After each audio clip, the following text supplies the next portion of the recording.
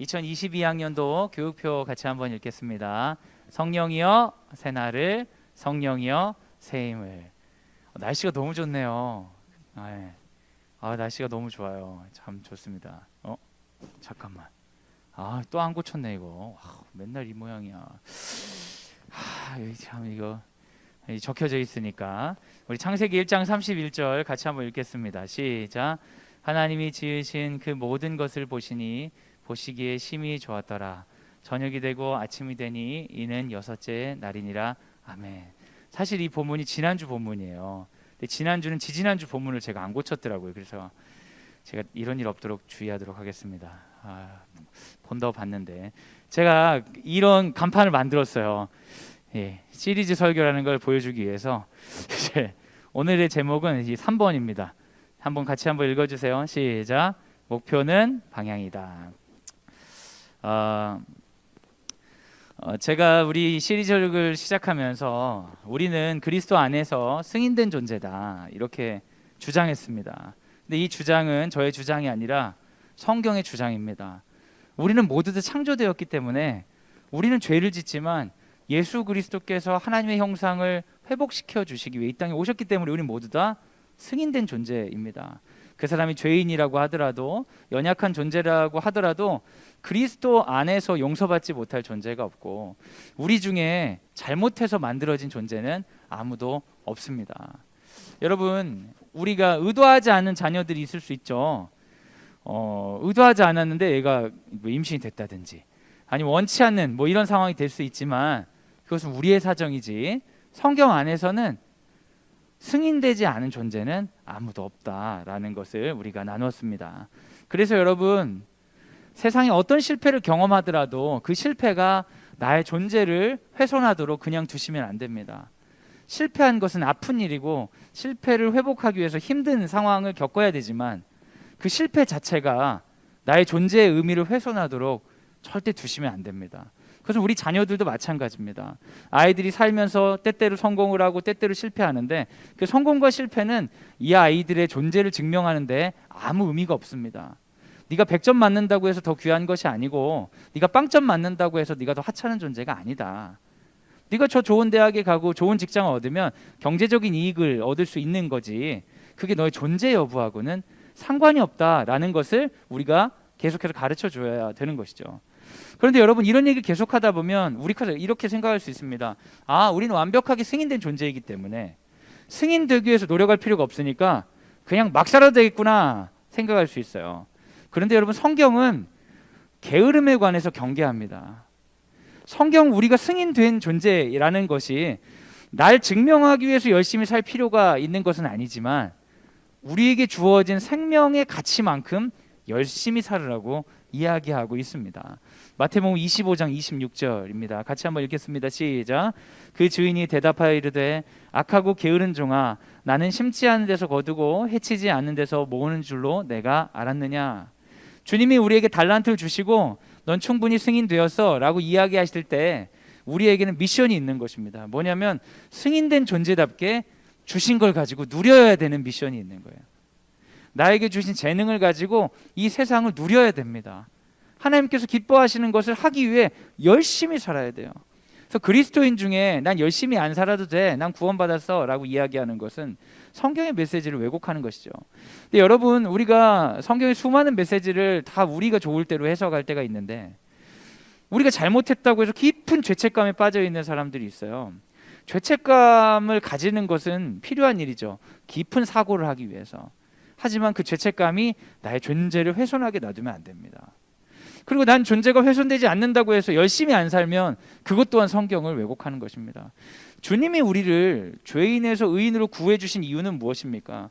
죄인다운 삶을 계속 살지 말고 의인답게 살으라고 그렇게 된 거죠. 그래서 우리가 존재로 승인받았기 때문에 우리는 삶에 대한 명령을 받은 것이에요. 그게 바로 뭡니까? 사명이고 소명인 것이죠. 살아야 되는 거예요. 매일매일을 살아야 되는 거예요. 생명력 넘치게 살으라고 주님이 약속하셨습니다. 그렇지 않으면 달란트를 땅에 묻어두면 악하고 게으른 종이다. 그 생명 다른 사람에게 주었으면 더 좋았을 텐데 주님이 그렇게 말씀하신다는 것이죠. 하나님은 존재를 성공과 실패로 평가하진 않습니다. 하지만 달란트를 어떻게 사용하는지, 그 사람이 어떤 삶의 길을 걸어왔는지 그 사람의 실력을 보시는 거예요. 너 믿음의 실력이 어떠하니? 너 삶의 실력이 어떠하니? 어떻게 걸어와서 살아왔니? 난 그거 보고 싶다. 주님, 전 열심히 살았는데요, 실패했어요. 근데 주님은 그 얘기를 하는 거예요. 실패한 거 말고 네가 걸어온 그 삶을 한번 보고 싶다고 얘기하시는 거예요. 주님, 제가 이렇게 성공했어요. 네 성공 말고 네가 어떻게 살아왔는지를 보겠다는 거예요. 야, 너 성공했는데 네가 살아온 거 보니까 내가 기뻐하는 방식으로 살지 않았구나. 위선자들아, 회칠한 무덤아. 주님이 보시는, 평가하는 것이 있긴 한데 그 평가가 우리하고 좀 다른 것이죠. 여러분, 그리스도인은 어떤 사람들이냐면 세상이 보는 것과 다른 주님의 시선으로 우리의 삶을 바라보고 주님의 시선 가운데 목표를 정하는 사람들입니다. 주님은 우리에게 실력을 보세요. 어떻게 살아왔는지, 삶의 실패를 어떻게 극복해 나고 살아가고 있는지를 보십니다. 그래서 여러분, 삶의 고난이 있을 때마다 너무나 괴롭고 아프지만 그때는 주님이 나를 이 땅에 보내주신 나의 방식을 드러내주는 굉장히 중요한 순간이 되는 거죠. 주님, 저는 이런 상황에 이렇게 살도록 훈련했습니다. 이런 실력을 갖췄습니다. 주님이 그때 얘기하시는 거예요. 착하고 충성된 종아, 네가 작은 일에 충성하였으니 너는 나와 함께 살아갈 것이다. 주님은 우리에게 끊임없이 삶의 실력을 묻고 계시는 겁니다. 세상의 물음은 이것입니다. 당신은 성공했나? 주님의 물음은 내가 준 삶을 어떻게 살았냐? 여러분, 자녀들을 볼 때 그렇죠. 우리 아이가 너무나 이쁘다고, 너무 귀하다고 생각했는데 옆집 엄마만 만나면 아이가 안 귀해지는 거예요. 왜냐하면 옆집 아이가 더 성공한 것처럼 보이니까. 근데 주님은 그걸 묻지 않습니다. 그 자녀에게 어떻게 돼 있는지를 물으시는 거예요. 저는 사랑부를 2개의 부서를 개척했습니다. 이제 하늘나라 보낸 저희 셋째 아이도 장애가 있었죠. 사람들을 그렇게 생각할 수 있습니다. 너무 성공에 가깝지 않은 아이를 왜 보내주셨습니까? 어떤 사람은 영재를 키우죠. 성공에 가까운 아이를 보내주셔서 복을 받았다 생각합니다. 근데 그건 진짜 세상적인 거예요. 하나님은 다른 걸 물으시는 거예요. 그 상황에서 너는 어떤 사람이냐? 이 아이 앞에서 너는 어떤 사람이냐? 사람들은 그 아이가 어떻게 평가받는지에 예민하지만 하나님은 그 존재 앞에서 내가 어떤 사람인지를 끊임없이 물으시는 거예요. 우리 아이들 키우시다 보면 우리 저학년일수록 아이들에 대한 기대가, 이상적 기대가 많으시잖아요. 고학년이 될수록 아이들에 대한 저주가 많으시고 이런데, 선생님이 어느 날 부르는 거예요. 선생님이 어머니 잠깐 학교 나오셨으면 좋겠습니다. 그럼 저학년 때는 애가 또 뭘 잘했나 봐, 칭찬받은 줄 알고 나오죠. 근데 이제 안 좋은 소리를 듣는 거예요. 듣고 나면 그렇게 절망스러울 수가 없어요. 아이가 너무 실망스럽고. 여러분, 그런 일들을 우리가 경험할 수 있습니다. 근데 그것은 하나님과 어떻게 보면 상관이 없고 세상적인 거예요. 우리 아이가 장애를 가질 수도 있어요. 우리 아이가 영재일 수도 있어요. 상관없어요. 하나님 뭘 보시냐? 그런 아이 앞에 어떤 부모로 서 있는지를 보시겠다는 거죠. 세상은 끊임없이 성공을 보기 때문에 우리가 그런 얘기들 혼나거나 그러고 이제 집에 돌아오면 엄청 애가 미워요. 막 애를 막 잡아 먹고 싶어, 막 변화시키고 싶어. 그러면서 막 애한테 뭐라고 하자는 거. 근데 그게 너무 심하면 아이에게 어떻게 들리냐면 너 되게 부적합한 존재다. 이렇게 살면 너는 부적합이다. 근데 여러분, 그거는 복음이 아닙니다. 아이들 중에 부적합한 존재는 없어요. 우리의 복음은 모든 존재는 적합해. 근데 이 적합한 존재가 더 삶을 살아가기 위해서, 삶을 길게 살기 위해서 양육자를 우리를 불러주셨기 때문에 우리는 그 앞에서 어떻게 되어 있는지를 평가받는 거지 아이로 평가받지 않습니다. 세상 사람들은 다 그렇죠. 아이의 성적표가 부모의 성적표다. 그래서 아이가 못하면 내가 못한 것 같아 자존심 상하죠. 저도 그렇고요. 원래 그런 거거든요. 그런데 복음은 그렇게 얘기하지 않아요. 어떻게 대했는지, 그 앞에 어떤 존재인지, 그 아이를 대하기 위해서 너는 어떤 실력을 갖추고 있는지를 보는 거예요. 맨날 화내. 애가 태어나서 지금까지 계속 화내. 아이를 기르는 실력이 부족한 거죠. 어릴 때는 화내. 그런데 애를 키우면서 점점 실력이 나아져서 더 소통하는 방법도 알아가고, 어떻게 하면 얘가 공부시키는 법까지 알아가. 하나님 앞에서 내가 실력을 늘리는 것, 하나님 그걸 보시는 거예요. 너는 어떤 실력을 가지고 있느냐. 하나님은 여러분의 아이를 통해 여러분 절대 평가하지 않습니다. 우리가 그 아이 앞에 어떻게 신실하게 대하는지를 보시는 거죠. 애들이요, 태어나면요 가만히 있지 않죠, 여러분. 가만히 있는 아이는 아픈 아이입니다. 굉장히 많이 아픈 아이예요. 원래 존재는 모든 걸 욕망하기 때문에 가만히 있지 않아요. 그래서 부모들은 가만히 있지 않는 아이를 끊임없이 제재하죠. 허용과 제재를 하는 거예요. 그럼 아이들은 허용과 제재를 통해 뭐를 알게 되냐면, 나는 다 하고 싶은데 다 할 수 없구나. 어떤 건 하는 게 옳고 어떤 건 하는 게 옳지 않구나 해서 배우는 거죠. 이게 교육이죠. 그래서 아이는 부모를 통해 삶을 이제 사는 법을 익힙니다. 아이의 존재 자체는 적합해요. 그 자체가 하나님 앞에서 적합해. 하지만 미숙하기 때문에 아이들은 교육이 필요한 거죠. 그런데 교육을 시키기 위해서 아이를 부적합하다는 메시지를 막 뿌려버리면 가장 중요한 걸 놓치게 될 수 있어요. 우리는 아이를 끊임없이 사랑해야 됩니다. 근데 사랑한다는 건 뭐냐? 잘못을 허용한다는 게 아니에요. 사랑한다는 건 뭐냐? 사랑한다고 말해주고 그 아이가 잘 되길 바라는 거예요. 진심으로. 저주하지 않고 진심으로 잘 되길 바라는 거예요. 하지만 미숙하기 때문에 정말 생명을 걸고 아이들을 교육을 하는 것이죠. 그걸 통해 아이들은 뭘 기릅니까? 아이들은 그것 때문에 성공합니까? 아니에요. 아이들은 그것으로 실력을 기르는 거예요. 부모로부터 실력을 기르는 걸 배우고 나서 학교나 친구를 통해 실력을 기르는 걸 배우고 세상에 나가서 실력을 키우면서 자기 삶을 사는 것이죠. 여러분, 이런 젓가락 이런 보조기구 같은 거 애들 쓰게 해보셨죠? 네. 저희 막내가 요즘 이제 젓가락 보조기구를 쓰지 않고 직접 젓가락질을 하고 싶다고 막 너무 애를 쓰는 거예요. 안 했으면 좋겠어요. 사실은 떠 먹여줬으면 좋겠어요. 그냥 먹어. 그냥 흘리니까 괴롭잖아요. 그런데 해야 되는 거예요. 젓가락질을 잘하고 싶으면 실패를 계속해야 되는 거예요. 짜증나도 계속해. 그럼 뭐가 되는 거예요? 젓가락질 실력이 늘죠.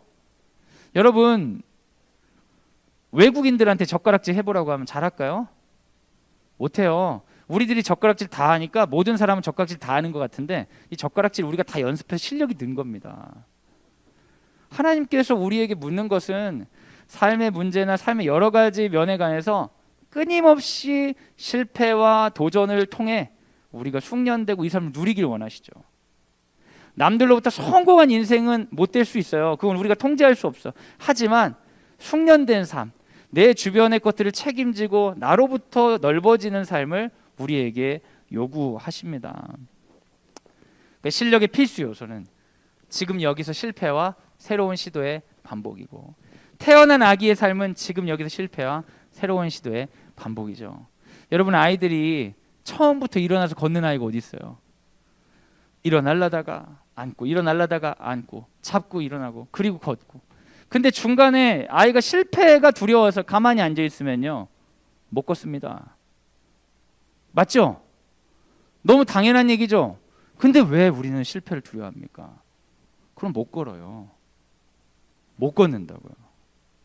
아이를 양육하는 데 있어서 똑같은 방법을 쓰면 안 돼. 그럼 방법을 바꿔야죠. 이 방법도 써보고 이 방법도 써보고 이 방법도 쓰고 이 방법도 써보고. 전 상담하면서 그런 분들을 만나요. 제가 할 수 있는 걸 다 해봤어요. 뭐뭐 해보셨냐고 다 적으라고 해요. 어머니, 교육법은 더 많아요. 그 정도 실력에 만족하면 안 됩니다. 더 늘리면 더 많아져요. 사랑하는 여러분, 실패를 두려워하지 마시기 바랍니다. 두렵고 아픈 일이지만 실패를 두려워하면 걷질 못하는 거예요. 딱 거기에만 머무는 거예요. 아, 나 여기 앉아 있는 게 재밌으니까 계속 앉아 있는다. 그러면 그 아이를 보고 부모님은 어떻게 하겠습니까? 너무 염려가 되겠죠. 너무 두렵겠죠. 병원에 데려가겠죠. 여러 사람을 동원해서 어떻게 하겠어요? 일어나게 하겠죠. 주님이 우리를 통해 하고자 하는 일이 있고요. 주님이 우리 삶 가운데 주신 풍부함이 있는데 우리가 일어나 걸으를 하지 않으면 주님이 어떻게 하시겠습니까? 너무 안타까운 거죠. 그럼 주님이 어떻게 하겠어요? 보조기구를 통해서 우리를 이렇게 서게 하시겠어요? 아니면 일어나라고 계속 얘기하시겠어요? 여러분, 하나님께서 성공을 주리라고 기대하지 마세요. 그 미신입니다. 완벽한 미신이에요. 그럼 그 아이는 평생 걷지 못해요. 하나님, 우리가 걷기를 원하고 뛰기를 원하고 하나님 우리에게 주신 생명을 갖고 누리기를 원하시죠. 하나님은 성공을 통해 인간을 조작하는 그런 우상숭이 아닙니다. 주님은 우리에게 펼쳐지신 선물 같은 삶 가운데 도전하면서 우리가 성장하길 원하시는 분이에요. 아이들은 그때는 이제 하고 싶은 일을 눈앞의 것들을 막 해요. 그런데 문제는 뭐냐면 애가 학교를 들어간단 말이에요. 학교를 들어가면서 이제 공부를 한 거래요. 근데 이 상당히 어려운 부분이 생기는데 뭐냐면 공부는 삶하고 별 상관이 없는 거예요. 애가 자리에 일어나고 걸어가는 건 자기 삶하고 직접적 연관이 있죠. 앉아있으면 답답한데 저기 있는 거 먹고 싶은데 못 가니까. 그러니까 맨날 연습해. 그래서 걸어가서 드디어 엄마 없을 때 사탕을 쟁취한다든지 엄마 없을 때 만지고 싶은 밀가루를 넘어뜨린다든지 직접적인 학습과 학습의 결과가 딱 맞닿아 있어요. 그러니까 재미가 있는 거예요. 애들은 하지 말라고 해도 엄청나게 하는 거예요. 아빠 이거 하면 안 되죠? 그럼 하고 있어. 너무 재밌거든요. 이거 만지면 안 돼 하고 만지면서 얘기하는 거예요. 왜냐하면 자기가 하는 행위와 연습과 실패와 재반복이 직접적인 교육과 연관이 있는 거예요. 근데 애들이 학교를 들어가는 순간 굉장히 충격을 받죠. 왜? 공부를 하는데 자기 삶과 연관이 별로 없는 거예요. 왜냐면요, 원래 인간이 배우는 방식은요, 마을에서 태어나잖아요. 그럼 마을 뛰어노는 거야. 와, 뛰어놀아. 그러다가 저기 대장간의 아저씨가 쾅쾅 하면서 대장간 풀무지를 하는 걸 보는 거예요. 풀무지를 따는 보더니 재밌겠다. 아저씨, 저 한번 해봐도 돼요? 해봐. 해보는 거예요. 야, 너 잘한다. 한번 더 와. 하지 맨날 거기 놀러 가는 대장간에. 하다 보니까 기술을 배우고 그러다 보니까 대장간 아저씨를 이어서 내가 대장간을 하게 되는 거예요. 원래 사람은 눈에 보이는 거 직접적인 일을 하면서 하는 거예요. 근데 여러분 그러다 보니까 이 할 수 있는 일이 되게 한정돼 있단 말이에요. 근데 이제 인류가 발달하면서 정보화 사회가 되고 지식을 활용하는 법이 아니까 이제는 대장간에 가서 배워야 될 일을 다 뭘로 배우냐? 책으로 배우는 거예요. 우리가 학교에서 배우는 것은 세상의 모든 지식을 텍스트화해서 공부하게 하는 거예요. 자동차가 고장났으면 직접 이렇게 해서 우리가 자동차 보면서 고치면 좋잖아요. 근데 내연기관 배우고 있는 거예요. 근데 아이들은 이 책을 보면서 자동차 고치는 것과 연관이 안 되죠. 이 책을 아무리 공부해도 자동차를 못 고치는 거예요. 왜냐하면 우리는 실제 세계를 공부하지 않고 우리의 공부는 실제 세계를 텍스트화한 지식을 공부하기 때문에, 그러니까 실제 세계로부터 되게 멀기 때문에 재미가 없어요. 애들이 원래 공부를 싫어하는 게 아니에요. 어린애들 보세요. 모든 걸 그렇게 재밌어하는 거예요. 모든 공부를 좋아해. 근데 어떤 공부를 싫어하냐면 나로부터 먼 공부, 눈에 보이지 않는 공부가 싫어지는 거예요. 학교에 들어간 순간 하는 공부들이 나랑 너무 멀어요. 배워갖고 쓸모가 없는 것 같아. 그런데 공부한 것 갖고 성적을 내가지고 나를 미치도록 괴롭히잖아요. 그러니까 아이들에게 공부는 그 삶에 도움이 되는 게 아니라 뭐겠어요? 성적이에요. 애들이 공부하는 이유는 삶을 풍요롭게 살기 위해서가 아니라 성적을 잘 맞기 위해서라고요. 그게 공부의 왜곡이에요. 하나님이 우리에게 공부를 주신 이유, 책을 주신 이유, 선생님을 주신 이유는 세상을 배우기 위해서, 수많은 가능성들을 배우기 위해서 직접적으로 모든 걸 경험할 수 없으니까 간접적으로 지금 학교라는 어떻게 보면 꾸며진 곳에서 가짜 교육을 하는 거죠. 이걸 통해 어느 정도 가능성을 이제 다양한 것들의 가능성을 익혀서 실제 세계의 다양한 걸 고르도록 하는 게 교육의 정책인데, 그러다 보니까 많은 사람들에게 기회는 주어졌지만 인간이 사실 자연스럽게 재밌는 공부가 아닌 거예요. 아이들 맨날 이제 성적만 추구하게 되고요. 그래서 이제 학교를 다니면서 어쩌면 내 삶과 직접적으로 연관이 있지만 전혀 연관이 없는 것처럼 느껴지는 것을 계속 공부하고 성적의 평가를 받으면서 이제 초등학교 시를 어떻게 보내요? 그래도 초등학교는 좀 덜 어렵거든요. 선생님이 뭐라고 하고 엄마가 뭐라고 하면 내가 맘만 먹으면 좀 잘 되기도 하고 그러거든요. 근데 이제 중학교 때쯤 되면서 이제 어려워지기 시작해. 어려워지는데 그때부터 부모님들이 지금까지 하지 않던 질문을 막 하는 거야. 그 전에는 야 이거 해, 이거 하지 마. 계속 내 인생을 지 인생처럼 살게 계속 명령을 하다가 중학교쯤 되니까 갑자기 물어봐요. 네가 원하는 게 뭐야? 이렇게 물어보거든요. 원하는 걸 하면서 살아. 그런데 얘네들의 삶의 경험과 그게 굉장히 괴리가 있는 거예요. 어렸을 때부터 나는 저 칼 가지고 놀고 싶었는데 만지지 마. 이거 먹고 싶으면 먹지 마. 계속 하지 말라는 거예요. 그리고 나는 이거 하기 싫어. 이거 해. 하지 마. 계속 아이들이 그렇게 얘기를 들으면서 초등학교 때는 그런 거를 다 나름 저항하며 살다가 이제 커가면서 계속 저항하면 내가 끊임없는 부모와 사회의 처벌을 통해 이제 살아갈 수 없겠다 싶어서 이제 잘 정형화가 됐어요. 이제 이제 쓰잘데기 없는 짓 잘 안 한다고 이제 잘 배워왔어. 그런데 그래서 이제는 내 스스로 뭔가를 하고 싶기보다는 시키는 일을 하고 싶게 말랑말랑하게 인간을 만들어 놓고 그때부터 하는 얘기가 네가 원하는 걸 해야 돼. 진짜 원하는 게 뭐야? 그럼 아이들은 생각하는 거야. 엄마, 나 게임하고 싶은데. 아니 그거 말고 네가 원하는 걸 하라고. 뭘 얘기하는 거지? 이 완전 퀴즈. 엄청 어려운 퀴즈야. 엄마 마음에 들면서도 나도 좋아해야 돼. 미쳐버리는 거지. 미쳐버리는 거야. 그러니까 애들이 중학생 되고 그러면 말이 없어져. 엄마랑 말하고 싶지가 않아.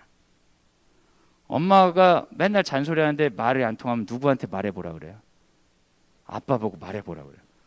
그럼 평소에 말도 안 하던 아빠가 갑자기 방에 들어오는 거지. 그게 얼마나 힘들겠어요. 그 힘든데 그러면서 평소에 나한테 별 관심도 없는 게 막 진지한 얘기를 하기 시작하는 거야. 그러면 애들은 뭘 느끼면 혼나는 느낌이 들어요. 아, 내가 좋아하는 게 없어서 잘못됐구나. 그래서 죄책감을 덜기 위해서 꿈을 찾아야 되는 거예요. 그렇죠? 근데 뭘 잘못 말하기가 부담스러워요. 잘못 말했다가 저 뭐 하고 싶어요. 뭐 하고 싶지? 그러니까 그렇게 살면 안 돼. 이게 바로 들어오거든. 그러니까 아이들이 중학생이 되고 고등학생이 되면서 제일 많이 하는 얘기가 있어요. 그건 뭐냐면 이 진리에 대해 나는 지금 당장은 말할 수 없다. 몰라요. 애들이 모른다는 게 거짓말이 아니에요. 진짜예요. 모르죠. 게임을 하고 싶은 건 알겠어. 근데 미래에 뭘 하고 싶은지 모르겠다고요. 근데 부모님들은 계속 눈앞에 하고 싶은 걸 말고 미래에 뭘 하고 싶은 걸 말하라고 하니까 미쳐버리는 거예요, 사람이. 그거 진짜 모르겠는데. 계속 게임하고 싶은데.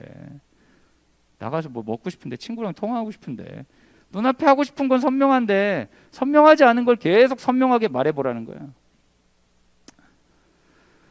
내가 지금 공부하는 것과 미래는 무슨 상관이 있지? 여러분, 이런 질문을 하는 아이들이 고민을 하다가 스스로가 답답해지는 거예요. 아, 진짜 나도 목표가 있어야 될 것 같아. 목표가 없으면 망할 것 같아. 계속 나한테 그런 압박이 와. 그래가지고 저 같은 사람 찾아오는 거예요. 찾아가지고, 목사님, 전 꿈이 없어요. 그게 고민이에요. 그렇구나. 그냥 살아 그러면. 그래서는 안 될 것 같아요. 이러다 망할 것 같아요. 그럼 꿈을 찾기 위해서 뭘 해봤니? 해본 게 없어요. 애들은 해본 게 없는데 많은 걸 해봤대. 많은 걸 해보면 다 적어봐라. 그러면 해본 게 없어. 그럼 이게 뭐냐면요, 해본 거 없는데 고민을 많이 했다는 거예요. 사람이 진짜 재밌어요. 실제 해본 게 없는데 고민을 많이 하면 많이 한 줄 알아요.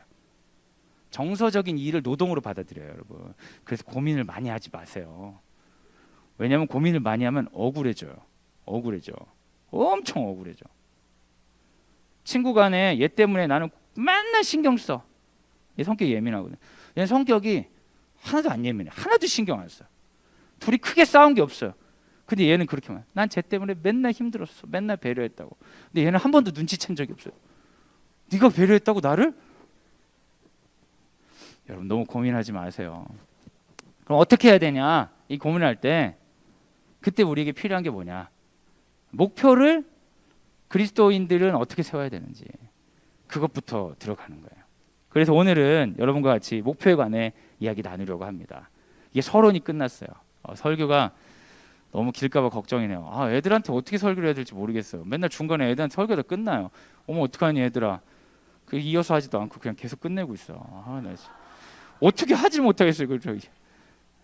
한번 같이 한번 읽어주세요. 시작. 당신을 위한 목표를 진술하라. 여러분, 목표가 진짜 중요해요. 목표가 있는 사람과 없는 사람은 어떻게 하냐면 아침에 등굣길에 여러분 사람들 가는 거 보세요. 출근할 자리가 분명한 사람들은 발걸음이 엄청 빨리 가거든요. 근데 오늘 어디 가야 될지 모르고 놀러 나온 사람들은 발걸음 되게 느려요. 여러분, 목표가 있는 순간 삶을 훨씬 더 누릴 수가 있어요. 팍팍팍팍 재밌게 할 수 있어요. 근데 목표가 없으면 뭘 하는지를 모르는 거예요. 시간은 가고 있는데. 목표가 되게 중요한데 그러다 보니까 사람들이 목표에 대한 부담을 가져요. 근데 여러분, 목표는 나를 위해 있는 겁니까? 목표를 위해 내가 있는 겁니까? 그렇죠. 너무 질문이 기니까 대답하기 상당히 곤란하실 것 같아요. 뻔한 얘기긴 한데 목표를 위해 내가 있다고 생각하는 사람도 있어요. 그런 사람들의 멘탈리티는 이렇게 되는 거예요. 너 무슨 대학 못 가면 너 내 자식도 아니다. 이런 막말하는 분들이 있어요. 부모님들이 공부 잘한 거야. 애는 공부를 못해. 근데 보니까 애가 노력을 안 하는 게 아니고 애는 최선을 다하고 있어요. 근데 이해가 안 되는 거죠. 근데 그런 식의 평가를 하게 되면 뭐냐면 목표를 이루지 못한 나는 의미 없다.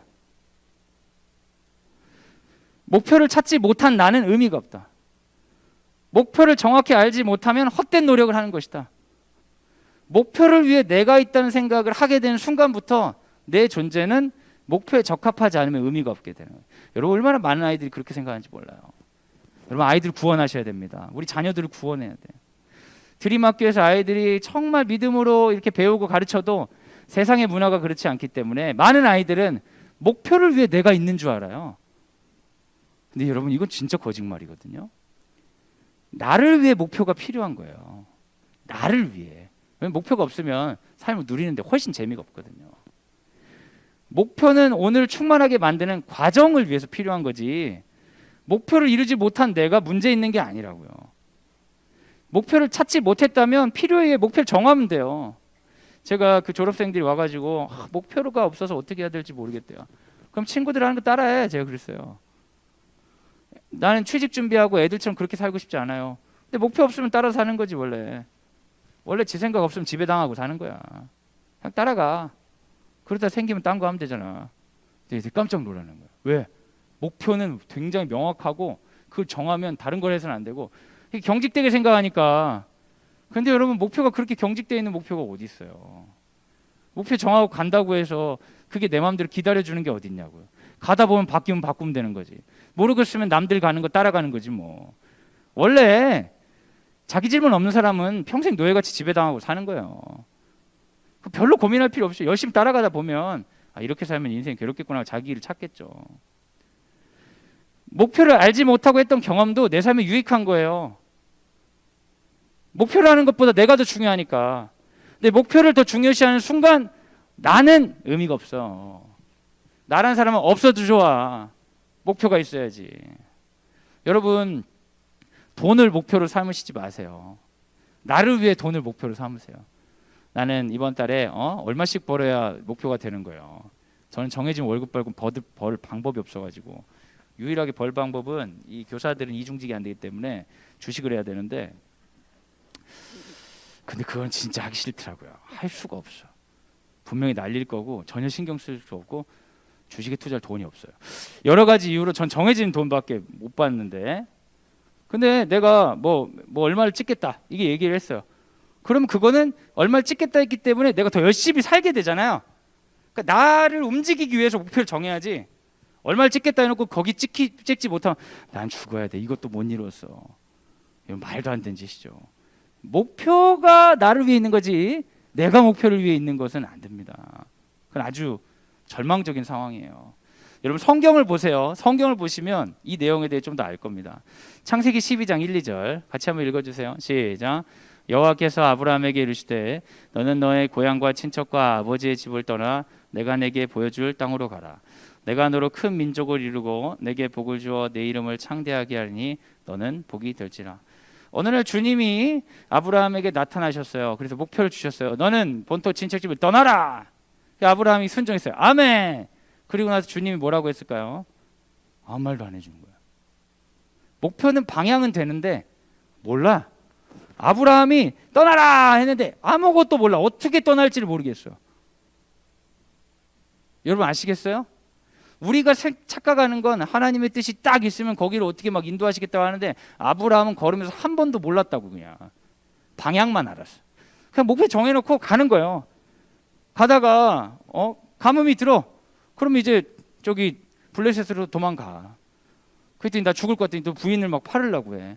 그랬더니 주님이 답답하잖아요. 목표를 벗어나잖아요. 그러니까 꿈속에 왕 꿈속에 해가지고 야 너 그럼 죽는다. 그래서 풀려주고 나는 그 방향으로 가면서 여러 가지 일이 있어요. 근데 아브라함은 모른다고요.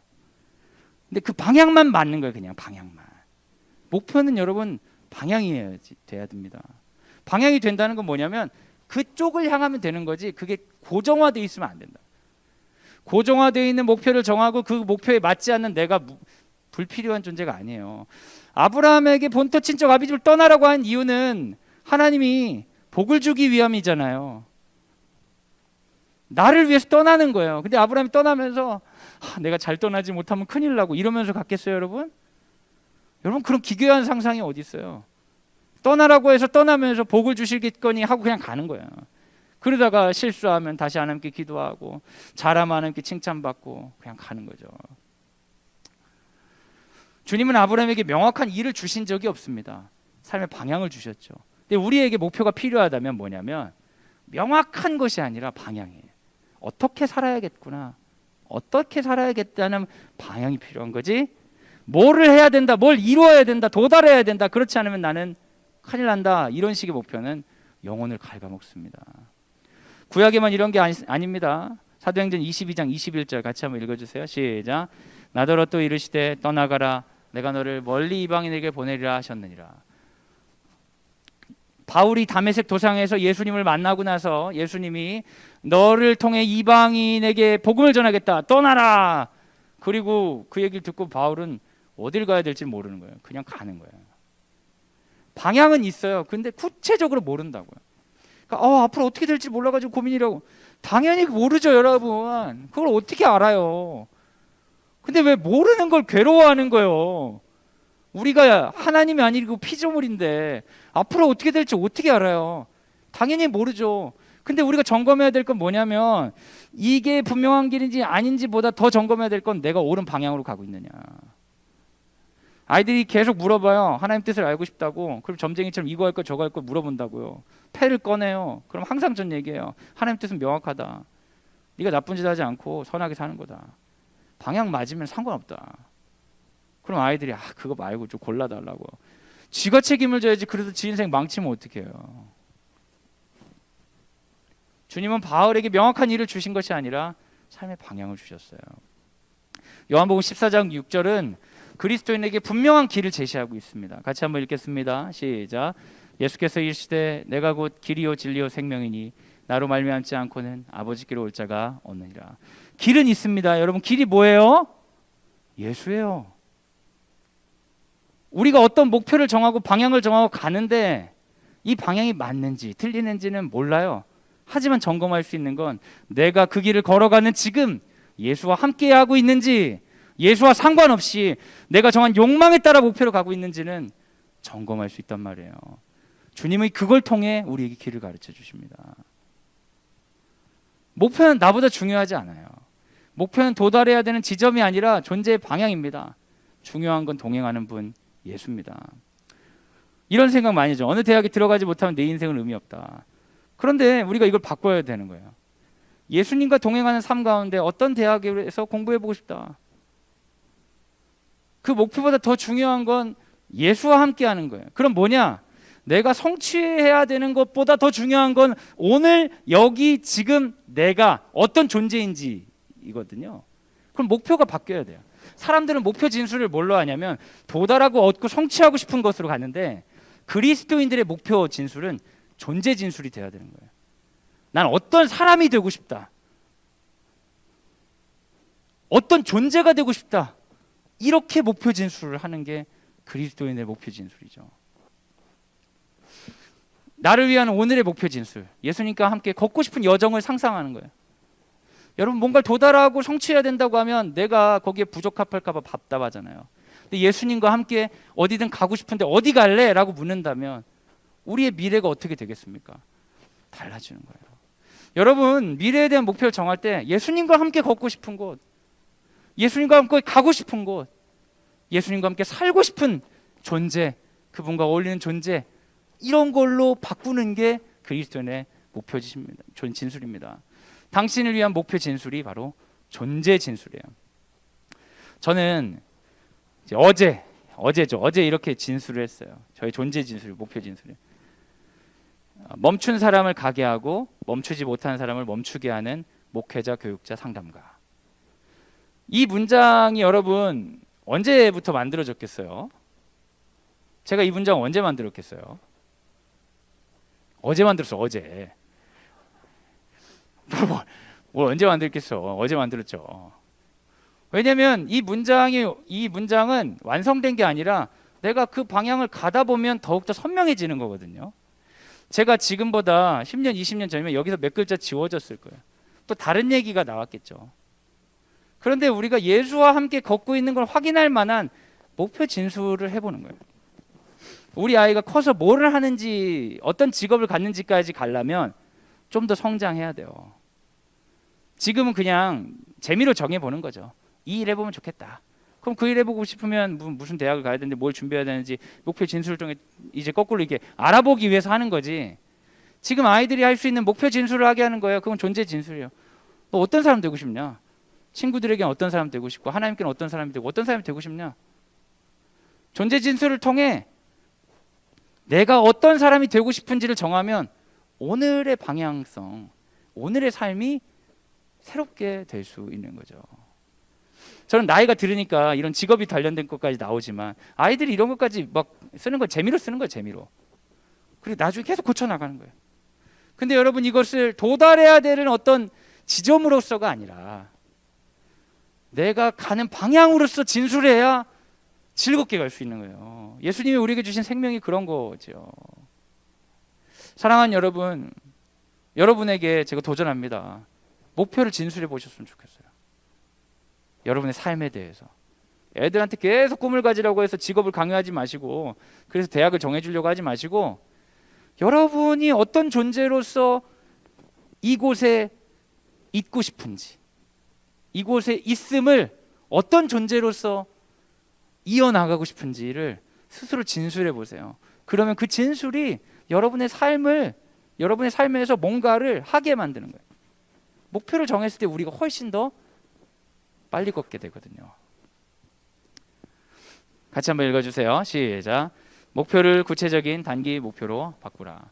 그렇게 해서 존재 진술을 하고 나면 이 존재 진술이 내 삶과 연관성이 있도록 만들어야 됩니다. 교회에서 신앙의 수준이 떨어진 이유는 막연하기 때문이거든요. 나는 하나님의 영광을 위해 살겠어. 어떻게? 몰라. 여러분 이런 경우가 많아요. 목사님들이 설교에서 뭐 3대지 설교하고 1대지 설교를 하든 그럼 주로 이런 식이란 말이에요. 그래서 여러분 하나님의 영광을 위해 사시기를 바랍니다. 아멘! 하고 돌아서는데 아무것도 없어. 그냥 그런 거야. 순종하며 사시기 바랍니다. 아멘! 그냥 막연하기 때문에 내 삶과 연관성이 없어요. 연관성이 없으면 이 목표가 방향이 되지 못해요. 방향은 그쪽으로 걷게 만드는 거예요. 존재 진술을 하는데 존재 진술이 막연해. 착하고 공부 잘하고 예쁘고 이런 사람이 되겠어요.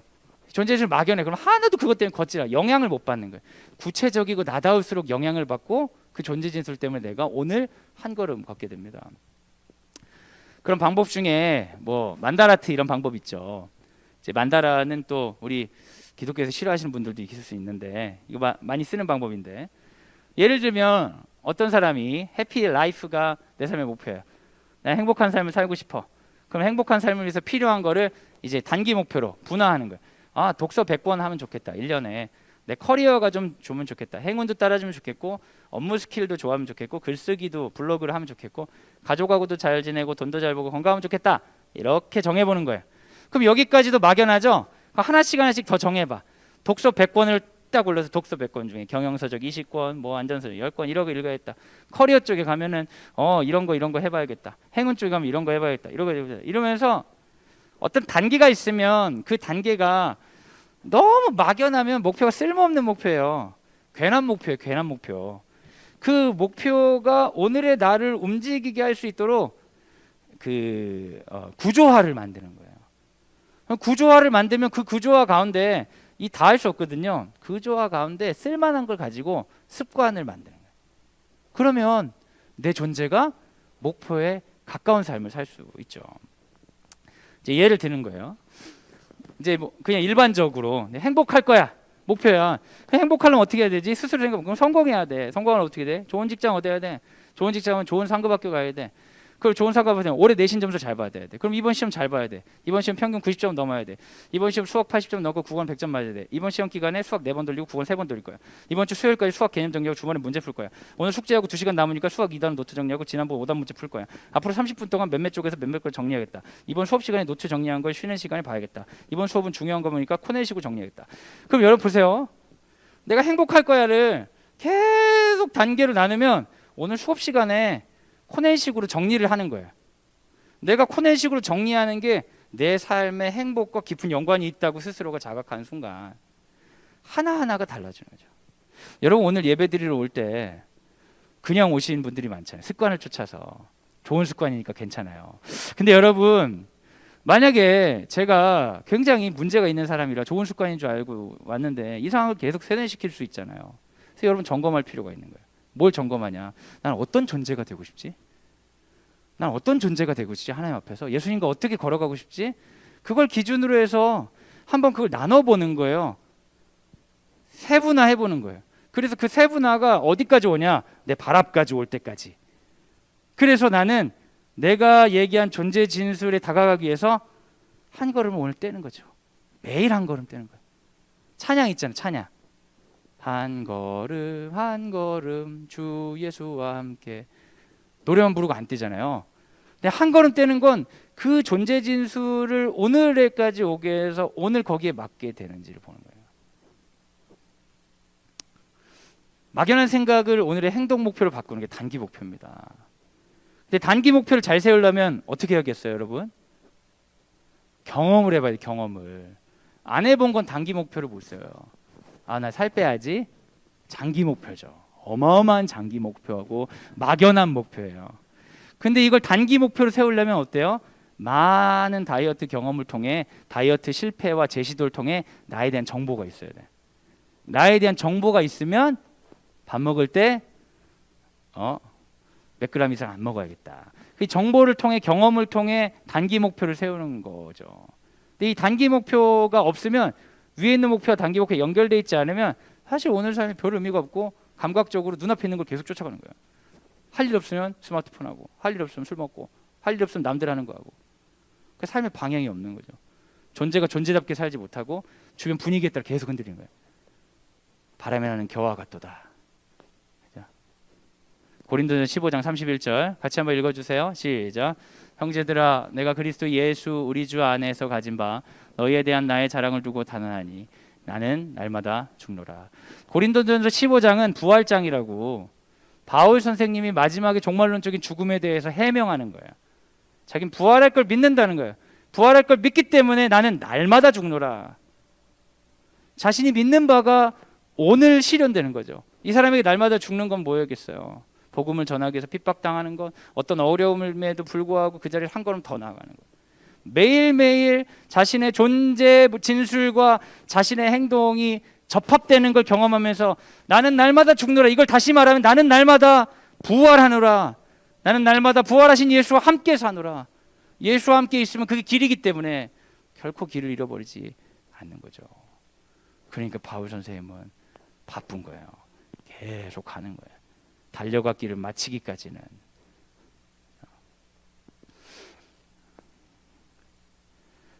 손흥민이 이번에 득점왕이 됐는데 손흥민이 쉴 때 한국에 와가지고 뭐 하는지 누가 취재를 했는데 기사에 나왔더라고요. 손흥민 존이 있대요. 손흥민 차서 제일 많이 넣는 곳. 하루에 1000개씩 쉬는 날인데 한대요. 쉬는 날 1000개씩. 이 사람이 어떤 목표를 이렇게 나는 득점왕이 될 거야 라고 해서 1000개씩 한 게 아니고 1000개씩 하는 존재가 되니까 득점왕이 된 거죠. 그래서 여러분 오늘 멋있게 사세요. 오늘 당당하게 사세요. 나중에가 아니라 오늘 내가 이루고자 하는 존재로서 사세요. 그렇게 매일 살다가 도달한 곳이 진짜 성공이고 자신감이죠. 오늘은 놀고 대충 하다가 어떻게 득점하면 되게 좋겠다 이런 망상하면서 살다가 나중에 안 돼서 저주하고 세상이 잘못됐다고 하고 뭐 이런. 여러분 하나님이 우리에게 주신 선물을 생을 그렇게 하면 안 되죠. 세 번째인데요. 같이 한번 읽어주세요. 시작. 목표를 매일 점검하라. 그러면 내가 존재 진술을 했어. 난 어떤 삶을 살 거야. 그럼 그거를 확인을 해야 돼요. 선생님, 저 문제집 한 권 다 풀었는데 하나도 모르겠어요. 오답 노트는 만들었니? 아니요. 채점을 했니? 아니요. 수업 시간에 노트는 하니? 아니요. 여러분, 우리가 이렇게 살 때가 엄청나게 많아요. 어떤 행위를 했어요. 근데 그 행위에 대해 점검하지 않는 거예요. 그럼 발전하지 않아요. 근데 억울하잖아. 행위를 했으니까. 내가 얼마나 했었는데. 정말 기도하시는 분들 중에 그렇게 말하는 분들 막 눈물 흘리면서 그런 분들 너무 많아요. 애들 중에 미신적인 기도를 몇 년 동안 해놓고 내 기도를 하나님이 안 들어주신다, 하나님이 문제가 있다, 이런 애들 너무 많아요. 불쌍해 죽겠어요. 제가 이거를 뭐 해달라고 이렇게 기도했는데 하나님이 몇 년 동안 안 들어주셨어요. 그러면 사람들이 위로를 해주나 봐. 교회에서 그런 얘기를 하면 그래, 하나님 들어주실 거야, 하나님 때가 있어, 일어나 봐. 제가 어떤 애가 그렇게 기도하길래, 왜 하나님한테 일 시키고 일 못한다 뭐라고 하냐, 너는 하나님을 주님으로 믿니? 근데 깜짝 놀라는 거야. 자기가 살면서 지금까지 수많은 목사님께 얘기를 했는데 이런 소리 하는 사람은 처음 봤다는 거야. 그 생각해보면 자기도 맞대요. 하나님께 원하는 거를 해달라고 하고 못한다고 저주하고 안 믿겠다고 하고. 누가 주인인 거예요? 누가? 한 번도 채점을 안 해본 거예요. 그냥 사는 거죠. 그리고 내가 살았으면 돼야 된다고 생각하는. 문제집 풀면 뭐 하냐고.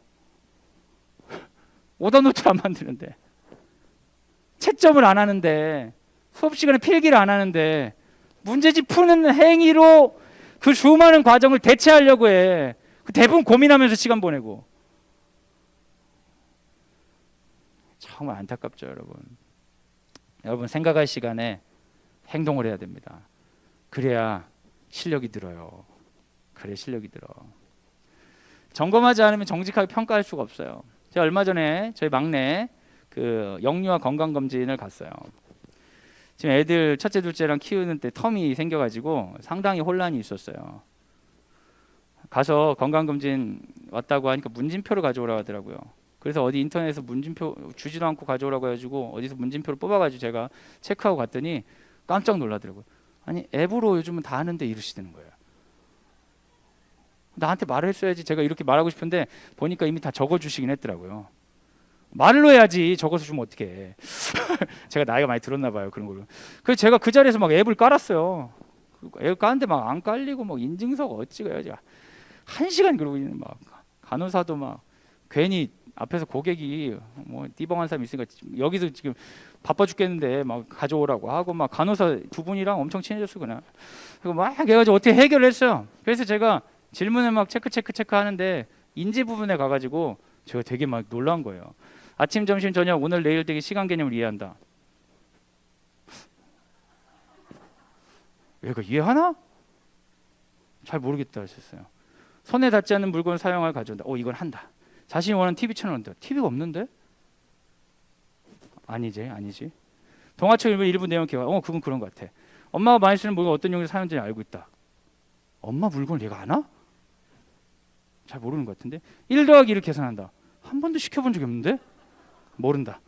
자신의 왼쪽과 오른쪽 구분할 수 없다. 한 번도 이거 얘기해 준 적이 없는데? 모른다. 요일을 순서대로 알고 있다. 내가 물어본 적이 없는데? 모른다. 냈더니 인지가 떨어지는 아이로 나온 거야. 그래서 간호사 저를 부르는 거예요. 아버님, 이렇게 하시면 안 돼요. 애가 인지가 많이 떨어져요. 아니요, 괜찮은 것 같은데. 제가 애 새 키우는데 괜찮은 것 같은데요. 근데 아버님이 이렇게 써가지고 애가 인지가 떨어지게 나온 거예요. 그래서 제가 한 번도 안 시켜봐서 그래요. 그래도 적당히 좀 잘한 것 같으면 좀 이렇게 좋게 올리세요. 근데 제가 양심이 있잖아요. 양심이. 목사가 어떻게 양심을 어겨서 인지를 높일 수 있겠어요. 근데 안 올리면 거기가 곤란한가 봐요. 뭘 또 추가 뭘 해야 되나 봐요. 얼마나 귀찮겠어요. 지금 앱도 안 깔아가지고 웬 아저씨가 와가지고 지금 자기를 1시간 동안 괴롭히고 인지도 떨어지게 체크하고 애는 막 잘 놀고 멀쩡히 말하고 그러는데, 그래야 제가 조금 올렸어요. 그랬더니 뭐라고 안 하더라고요. 그 의사 선생님한테 갔더니, 아버님, 아이가 좀 이렇게 결과지에서 인지가 좀 낮게 나갈 수 있어요. 그래서 그거는 이제 아버님이 그렇게 체크하신 부분이니까 너무 걱정하지 마시고 이렇게 하라고. 그래서 알겠다고. 그래서 제가 안 시켜봐가지고 모르겠다고. 그렇죠, 안 시켜보면 잘 몰라요 하고 주드는 거예요. 그리고 나서 제가 이제 어린이집에서 그 내달라고 하더라고요. 오늘 냈어요. 전화 올지 모르겠어요. 근데 여하튼 여러분, 제가요, 우리 아이가 인지가 높은지 낮은지를 잘 몰라요. 그냥 봐서 감이 있잖아요. 애들 많이 봤으니까 이 정도면 뭘 또 검사하고 할 수준 아니겠다. 나중에 보자. 이렇게 생각하는 거랑 평가표 앞에 서는 거랑 되게 다른 거예요. 저는 부모님들이 그런 부분들이 있어요. 우리 애는 똑똑해요 이런 분이 있어요. 그러면 저는 딱 물어보고 싶어요. 웩슬러 검사에서 몇 나왔어요? 되게 명확해요. 그냥 IQ 검사를 하고 표준 편차에서 상위 몇 프로 안에 드니까 똑똑하구나 이렇게 받아들여야지 감으로 받아들이는 거 되게 어리석어요. 여러분, 내가 살이 쪘는지 빠졌는지 알려면 체중계 위에 올라가야 돼요. 눈으로 계속 하지 마세요. 그리고 자신의 신장도 생각하셔야죠. 그래서 키랑 몸무게랑 해가지고 딱 하면 나오는 거예요. 근데 우리가 목표를 애매하게 정하고 앞에 단계도 정하지 않고 평가도 하지 않기 때문에 삶을 두리뭉실하게 욕망을 쫓아 사는 거예요. 그냥. 근데 딱 평가하면 금방 보이는 게 많이 있어요. 존재 진술을 했다. 그리고 그 존재를 통해 내가 오늘 한 걸음 걸었다. 그럼 그거 매일 점검해야죠. 매일 점검하라고 우리가 아침마다 말씀 읽지 않습니까? 하나님 매일마다 나를 어떻게 계시나. 그리고 여러분, 매일마다 그것에 관해 체크해야 돼요. 데살로니가 5장 16절 같이 한번 읽어주세요. 시작. 항상 기뻐하라. 주님이 우리 삶을 영적으로 체크하는 순간을 어떻게 하라고 했어요? 주기적으로 1년에 특별 절기하라고 했어요. 일주일에 한 번씩 교회 와서 하라고 했어요. 에? 매번 하라고 했어요. 하나님은 우리에게 요구하시는 건 항상이에요. 항상. 매 순간 돌아보고 체크하라는 거예요. 그 존재가 존재다운지를. 저는 이걸 하기 위해서 뭘 하냐면 밤마다 감사일기 써요. 감사일기 쓰잖아요. 너무 명확해. 감사한 일이 뭐가 있었는지를 쭉 쓰면 아, 내가 존재답게 사는 건 이거고 존재답게 못 살았구나. 감사일기를 쓰면 감사하다고 쭉 쓰는데 결국 회개기도밖에 안 해. 아, 하나님, 결국엔 감사일기를 놓치지 않고 쓴 걸 감사하는 하루였군요. 나머진 감사할 일이 없네요. 죄송합니다. 매일매일 점검하다 보면 내 방향이 어떻게 되는지를 보는 거예요. 여러분 그냥 살지 마세요. 하나님이 여러분을 통해서 하실 일이 진짜 많은 거예요. 존재 진술을 했어요. 멈춘 사람을 가게 하고 멈추지 못하는 사람을 멈추게 하는 목회자, 교육자, 상담가다. 그리고 오늘 하루를 쭉 돌아보는 거예요. 아침에 말씀을 읽고 하루를 어떻게든 살아고 살던 건 평가예요. 평가하다 보니까 이 존재 진술과 내 삶의 접합 부분이 있다면 하나님 너무 감사합니다. 그래도 오늘 몇 걸음 더 뛰었네요. 근데 많이 가지 못했다면 하나님 저 방향에부터 많이 가지 못했네요. 이렇게 돌아봤을 때 여러분 삶의 방향이 나를 누리게 만드는 거예요.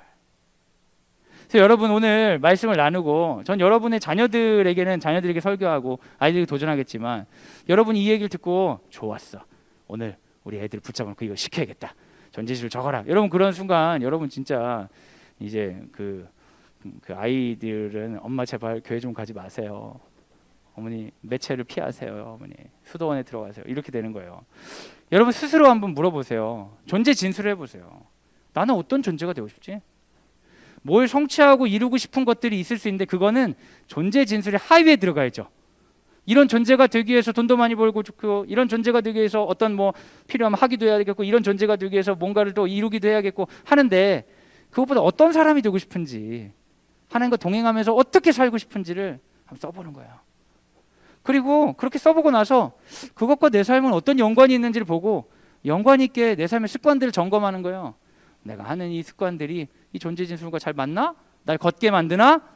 그렇지 않다면 과감하게 자르기도 하고 시도하기도 하고 해보고 실패하고 다시 하고 해보고 실패하고 다시 하고 해서 손흥민 존에서 1000번 치는 것처럼 나에게 맞는 삶의 루틴들을 찾아가 보는 거죠. 그럼 그 루틴들이 나를 인도한다니까요. 그럼 매일매일 점검하는 거 밤마다 기도하면서 하나님 제가 하나님과 오늘 동행하는지 예수님과 함께하는지 매일매일 점검해 보세요. 그러면 여러분 진짜 약속드릴 수 있어요. 이런 과정을 한 2개월만 여러분이 치열하게 해보세요. 깜짝 놀라실 거예요. 내 삶에 되게 달라 보이는 걸 경험하실 수 있을 거예요. 같이 한번 읽어주세요. 시작. 당신을 위한 목표를 진술하라. 목표를 구체적인 단기 목표로 바꿔라. 목표를 매일 점검하라. 주님께서 우리 삶을 선물로 주셨습니다. 여러분 믿으십니까? 이 선물을 잘 쓸 수 있도록 아름다운 방향을 정하고 성령님과 동행하는 우리 모두가 되기를 예수님의 이름으로 소원합니다. 같이 기도하겠습니다. 시간 함께 기도할 때 우리 삶 가운데 주님께서 베풀어 주신 생명을 누리지 못하게 하는 목표들이 우리 삶에 있다면, 성취하거나 도달하거나 갖지 못하면 내가 부적합하게 느껴지는 목표가 있다면 이 시간 거절하긴 기도를 하면 좋겠습니다. 주님, 제가 그걸 도달하지 않더라도 전 주님의 것입니다. 전 주님의 것입니다. 주님과 함께 동행하는 존재로서 오늘 지금 여기서 당당하게 살 수 있도록 성령님 내게 힘을 더하여 주옵소서. 이 시간 함께 기도하도록 하겠습니다. 같이 기도하겠습니다. 사랑하는 여러분, 이 시간 우리 자녀들을 위해 기도하기 원합니다. 사랑하는 우리 자녀들이, 많은 자녀들이 삶의 목표 때문에 고통받고 있습니다. 너 커서 뭐 될래? 뭐 하고 싶냐? 진로를 어떻게 정할 거야? 어느 대학 갈 거야? 돈은 어떻게 벌 거야? 어떻게 살 거야? 아이들은 아무것도 모릅니다.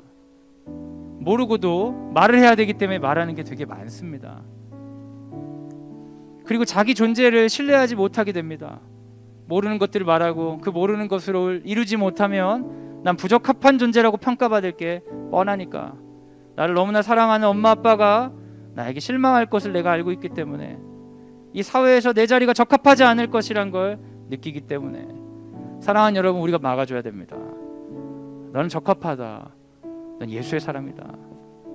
네가 정하는 것은 예수님과 함께 가고자 하는 곳이지, 네가 합격하고자 하는 곳이 아니다. 말해주고 신뢰해주고 미숙한 아이들이 성숙할 수 있도록 우리가 도와야 됩니다. 자기 삶을 당당하게 갈 수 있도록 우리가 기도해야 됩니다. 이 시간 같이 기도할 때, 주님, 우리에게 사랑하는 아들과 딸을 주셨습니다.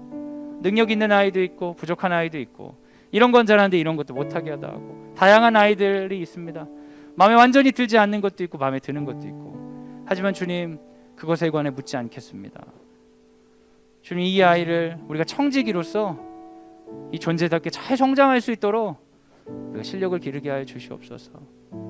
이 아이들이 믿음을 가지고 당당하게 매일매일 당신과 함께 동행하며 멋지게 살아갈 수 있도록 힘을 더하여 주옵소서. 부족한 부모에게 양육의 지혜를 주옵소서. 우리 사랑하는 우리 자녀들을 마음껏 축복하며 이 시간 함께 기도하도록 하겠습니다. 같이 기도하겠습니다. 이 시간 우리 학교 선생님들 위해 기도해 주시기 바랍니다. 사랑하는 여러분, 우리 선생님들도 기독교사로서의 삶을 잘 알지 못하고 이 자리에 왔습니다. 아브라함에게 본토 친척 아비집 떠나라, 내가 약속한 땅으로 가라 한 거에 순종한 것처럼, 바울에게 이방인을 위한 선교사가 되라, 거기에 순교한 것처럼 이 자리에 왔습니다. 그런데 여러분, 우리 선생님들 다 좌충우돌입니다. 순종해서 왔지만 어떻게 해야 될지 모르고 온 사람들이 많습니다. 우리가 기도해야 됩니다. 우리 교사들이 이 과정을 통해 매일매일 하나님 닮게 하여 주옵소서. 여러 가지 갈등과 여러 가지 즐거움을 통해 빚으시는 주님을 경험하고 존재로서 하나님께 영광 돌리는 교사들 될 수 있도록 우리 선생님들에게 실력을 더 주시옵소서. 우리 선생님들에게 더 인격을 허락하여 주시옵소서. 우리 선생님들에게 아이들 사랑하는 마음을 허락하여 주옵소서. 이 시간 교사들을 위해 함께 기도하도록 하겠습니다. 같이 기도하겠습니다. 이 시간 우리 그 학교의 지도자들과 직원들 그리고 학부모 운동을 위해 함께 기도하기 원합니다. 교장 선생님과 교감 선생님, 행정실장님과 직원들이 하나님이 기뻐하시는 운영 원리로 학교를 운영할 수 있도록 여러분 계속 기도해 주시기 바랍니다. 우리 학교를 통하여서 기독교의 명성이 올라가고 사람들에게 드러나는 것이 전혀 목표가 되지 않습니다. 카타콤에서 핍박받는 교회가 가장 빛나는 교회였던 것처럼, 거대한 카톨릭 성당이 하나님 나라 없음을 가장 크게 선포하는 것처럼, 우리 자체가 잘 되는 것이 아니라 우리 안에 성령님 인도하시고 우리 직원들 한 명 한 명이 존재로서 살아갈 수 있도록 기도해 주시기 바랍니다. 우리 학부모 운동을 위해 기도해 주시기 바랍니다. 아버지 학교가 이번 주 토요일부터 시작합니다. 매일매일 D- 뭐 몇일 남았다고 문자를 계속 보내세요. 마음의 부담이 상당히 큽니다. 제가 뭐 강의해야 되는 것도 있는데 어머니들 앞에 쓰는 것도 힘든데 아버지들 앞에서 쓰는 건 더 힘듭니다. 그런데 저보다 저는 뭐 잠깐 쓰는 거지만 아버지들이 직접 강사가 돼서 많이 앞에 쓰십니다. 삶의 간증을 나누고 자신의 부끄러운 이야기를 나누면서 하나님께서 이 이야기들을 사용하시길 원하고 기도하고 계십니다. 매주 목요일마다 저녁에 모여서 아버님들 지금 계속 기도하고 계십니다. 우리 아버님들 참여하시는 분들을 위해 함께 기도합시다.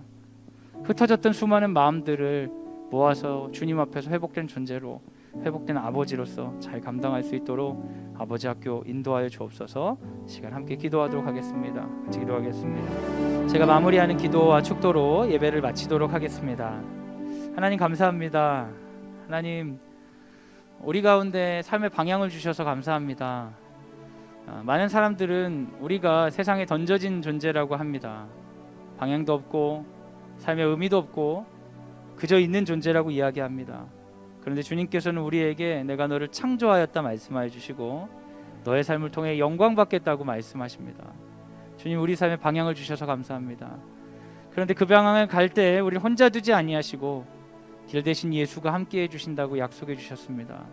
우리 눈에 보이진 않지만 성령께서 그러하게 하실 것을 믿습니다. 내가 혼자 있어도 주님과 동행하는 것임을 믿고 이제는 뭔가 이루지 않으면 적합하지 못한 존재가 되는 의미 없는 단백질 덩어리가 아니라 주께서 보내신 의미 있는 존재로서 오늘을 충만하게 살아가는 은혜, 목표를 통하여 오늘의 삶을 충만하게 하나님께 영광 돌리는 그런 실력들을 우리 가운데 허락하여 주시옵소서. 이제는 예수 그리스도의 은혜와 하나님의 사랑과 성령의 교통하심이 주의 말씀을 듣고 우리에게 주신 목표를 통해 그 방향으로 나아가겠습니다. 예수와 함께 동행하겠습니다. 다짐하는 사랑하는 광성드림학교 모든 식구들 위해 지금부터 영원까지 함께 하시기를 간절히 축원하옵나이다. 아멘.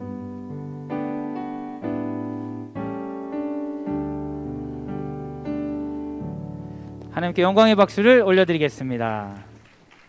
광고를 읽어드리겠습니다. 운동장에 차는 예배 후 바로 이동 주차해 주시기를 부탁드립니다. 제1회 광성드림 교육공동체 대토론회가 6월 8일 수요일 10시부터 12시 교육관 이동에서 있습니다. 초중고 학부모님들 온라인 오프라인 모두 참관 가능하십니다. 제5기 광성드림 아버지 학교가 6월 11일부터 7월 2일까지 매주 토요일 42분의 아버님들과 함께 시작합니다. 많은 관심과 기도를 부탁드립니다. 전 교감 선생님이신 송인숙 선생님께서 사역하시는 캄보디아와 이화 스렁 학교에 작은 한글 도서관을 만들고자 합니다. 저학년 수준의 책을 1인 2권 정도에 한정하여 이번 주 금요일까지 기증해 주시기 바랍니다. 또한 책을 보낼 해외 배송비 후원도 받고 있습니다. 아이들과 함께 참여 부탁드립니다.